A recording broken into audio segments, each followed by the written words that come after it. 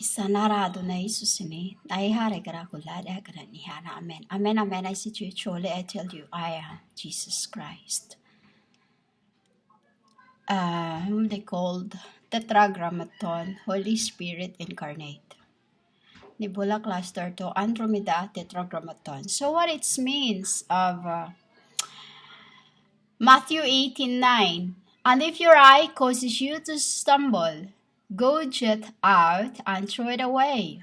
It is better for you to enter life with one eye than to have two eyes and be thrown into the fire of hell.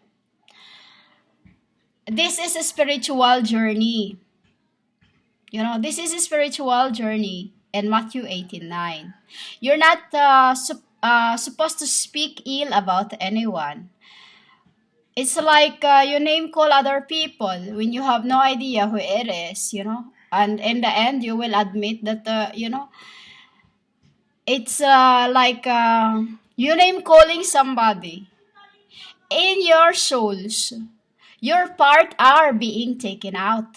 It's like if you slander somebody, your heart has become calloused. Your chest become ungrateful.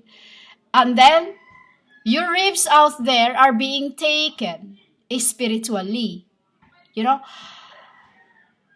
ribs are being taken spiritually. And then, because you speak and type with it, it is your fingers also being taken out. Basically, your arms. Because you hold your phone, you type your wrong words, and then in your head is that ill wishes with others. That is how it is spiritually you become. And it isn't just your head is thinking, it's your brain. Nervous system is being taken from you. That is what you do when you name call others, and then when you look at others through by the flesh, is spiritually your eyes is not just your eyes is being taken from you, the whole. Why? Your face, your eyes, your nose, you breathe into it, and so half body, once you inhale that words that you slander to others or name call others or think about ill with others, half of your body is being taken from you, and what's left? Your ass. And if your feet throughout incarnation have kicked a dog, and did not feel sorry for it's many things happens in the world, have kicked the dogs or have kicked something spiritually, because in the world you are not the only humans, or you are not the only moving that lives along the ground. There is a spirit, there is demons, there is wicked, there is death. Death are those who take your souls, and physically, when you die, your part are being thrown out into the fire. It's like this. When you are sinful throughout incarnations, whole your body, which only you can see is dust, it turns into, like if that arms of you have like these arms, left arms of you, have touched something that you're not supposed to touch, like a spirit around you. It is taken from you. They cut it if you are no spirit. And did not notice, because usually before, it's like this. Before I was awakened, I always be bumped to a spirit. Usually it's him that bumps me. Literally, he's like doing that in purpose, to bump into me, as he knows that I saw him, but I don't know that he was right before my eyes. It's like last time when I was 3 years in from the abroad, and then I stayed 3 years in in the wilderness. I saw him standing behind the computer table. But I didn't, I keep quiet, I keep quiet because it was his lower spirit that was he sent to me, you know. And then, with that, he walked towards me, and then he walked right beside me, and then bumped me right on my shoulder, on my on my shoulder, and then I feel like I had a vertigo. I feel dizzy, I feel dizzy. I saw him with his hair, with his because when you are showing up in spirit, if you are showing up to your pair, your souls, or you're like me, I am his souls, I am his souls, and throughout incarnations, I am the blood of his people. Literally, I formed me in throughout incarnations by the tribes as their measurement of judgment of who's been slandering them, who's been who's been hitting them, who's been like that, who's been hurting them. Like if a demon uses me to hurt somebody, and through that the demons ill, becomes ill, and then after that the demons, use his light and to me, and says, do this to that person, or to that dog. That is wickedness. It's like when I was being tested by Satan, that when I, it's like this. Before I was sent into the wilderness, I was washing. I was literally he was there courting me already, and I still every time I sit, like when I sit in the sofa and he sit beside me on the right side, I keep moving around because I don't want him to be on my side. I keep moving around, and then one day he got mad at me, and then he threw my spirit in his part. He commanded the evil, says that tell her that evil tested me, that okay, stab your sister, that knife. I ordered a long knife, silver knife, and it was per set because I like sets, that looks it was in an acrylic, and then it was on set, like there's for fish, to clean fish, and then there is it's a set for kitchen, and then that knife is very long.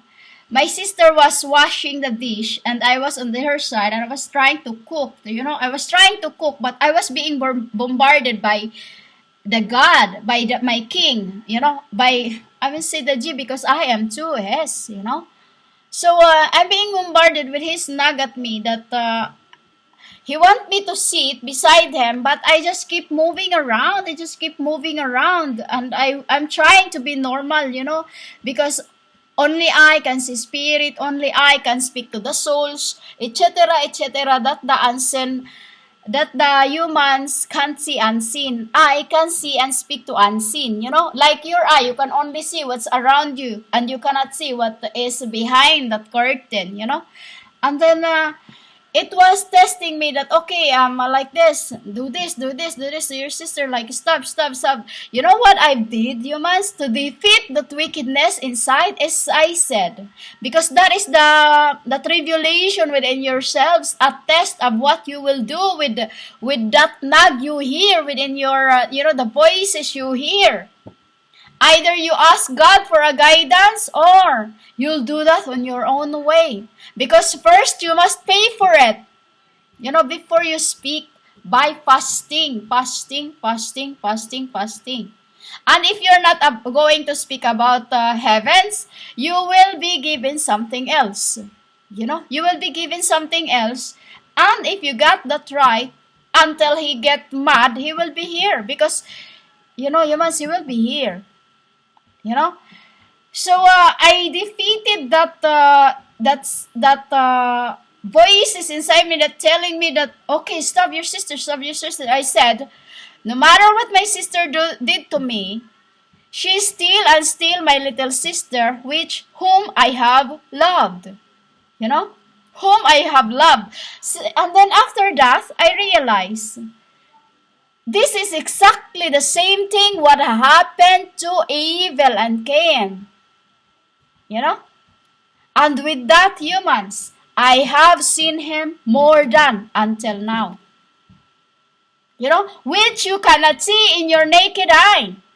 What he looks like recently, what he, you do not know what he looks like. None of you have seen him.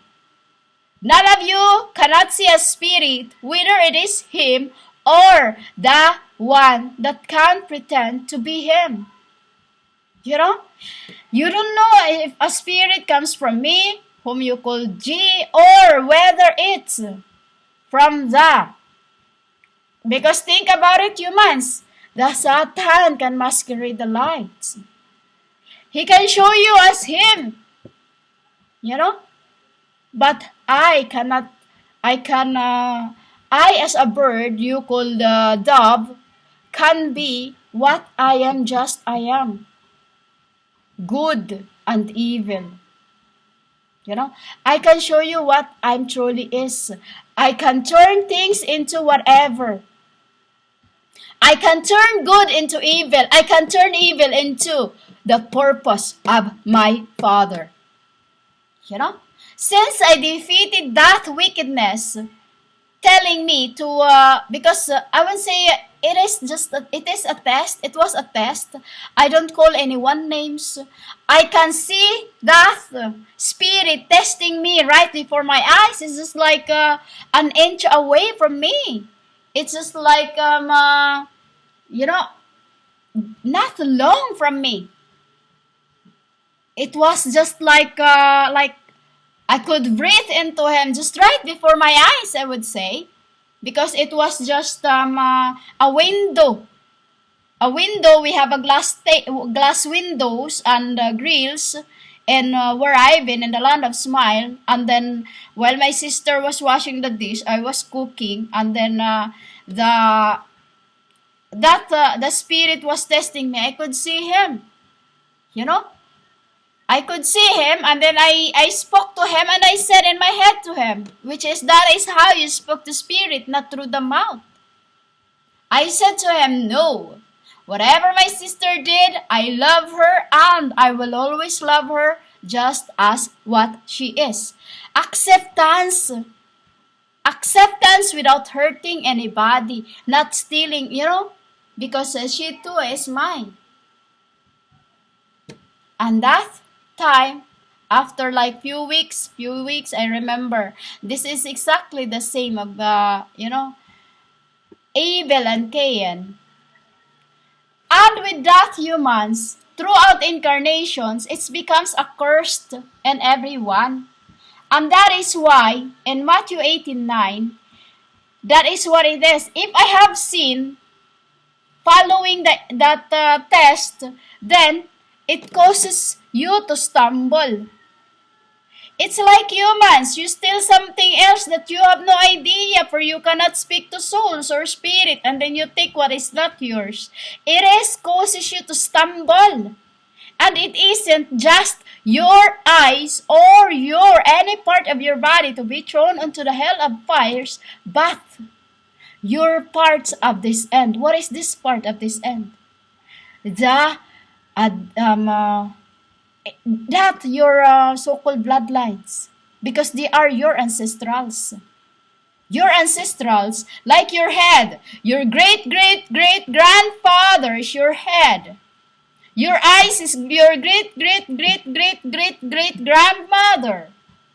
And then your nose is your great-great-great-great-great-great-father. Your mouth is your mother and father. And with that, throughout incarnations, through your everybody parts is your brothers, your siblings, your children's, your kids. And that is what Matthew 18:9 means. You are not and should not call anyone names or slander anybody, for it will cost you in this very end to stumble. That is why I said stumble is means judgment. You know? That is what I keep telling you. Don't call anyone names because it is my Father has the right as He is the Father. Not you. You have not seen me. Hope into the body of my Christ. You have not seen God's, and yet you speak things about God's, which is 77 times unforgiven. You called in your book unmerciful. You are that unmerciful servants that have not given God's peace. For every day you speak and call their names. It's alright to call through the eyes, through the head, in your brain, in your chest, but not to speaking and speaking and speaking and speaking, mentioning thy God's names, which causes you to gouge you out, not just your mouth or your parts, but the whole being within.